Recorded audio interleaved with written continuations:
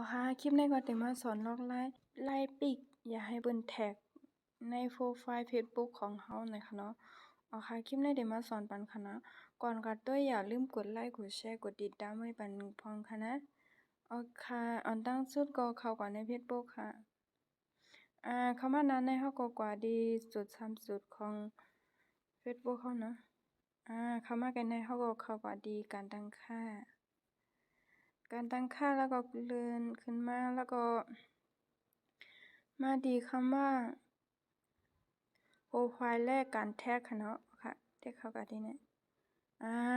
หลังจากนั้นเฮาก็เลื่อนขึ้นมาค่ะนะเลื่อนขึ้นมาแล้วก็ตั้งใจสุดๆในค่ะนะต้องการตรวจสอบโพสต์ที่มีคนแท็กคุณก่อนที่โพสต์จะปรากฏ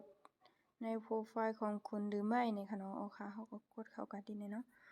ค่ะเฮาก็มาเปิดไว้ตัวในค่ะเนาะบ่เหมือนจังว่าเปิ้นแท้เข้าในก็มันได้มาปรากฏให้เฮาหันก่อนนั่นน่ะเนาะมันเต็มกว่าปรากฏใน Facebook เฮาค่ะนะสมมุติว่าเหมือนจังว่าเฮา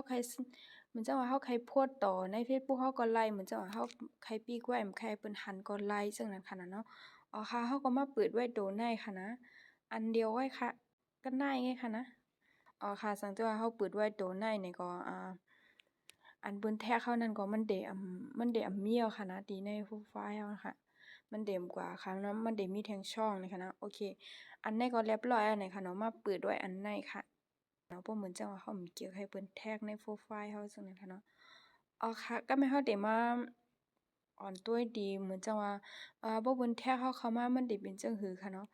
อันดังสุดก็ดีโปรไฟล์ของเฮาแล้วก็มาดีจุด3จุดค่ะนะแล้วก็เฮาก็มาที่ตรวจสอบโพสต์และแท็กนี่ค่ะเนาะนั่นถ้าสมมุติว่าเฮาอ่านผิดนี่ก็ความบัดนี้นะเพราะว่าเฮาก็บ่เก่งที่ไทยก็คืออันนั้นน่ะมันได้เป็นที่เปิ้นแท็กเฮานะเปิ้นใกล้แท็กมาจังไหนเนี่ยมันก็ได้มีมากมายเนาะสังเกตว่าเฮาใครโพสต์ลงในโปรไฟล์เฮานี่ก็เฮาก็นึกดีตุ่มซ้ำๆนี่นะสังเกตว่าเฮาบ่เคยโพสต์นี่ก็ใครซ่อนนี่ก็เฮาก็เด็กตีหนึ่งนะบ่เหมือนจังว่าเฮาบ่เคยโพสต์บ่เคยหังนี่ก็เฮาก็บ่ให้เฮ็ดให้ก็เลยเนาะนี่นะค่ะมันก็มีกันได้แค่ค่ะนะง่ายๆแค่ค่ะค่ะส่วนไผที่เกี่ยวคลิปไหนนี่ก็อย่าลืมกดไลค์กดแชร์กดติดตามให้บันฟังค่ะนะค่ะไปแล้วค่ะบ๊ายบาย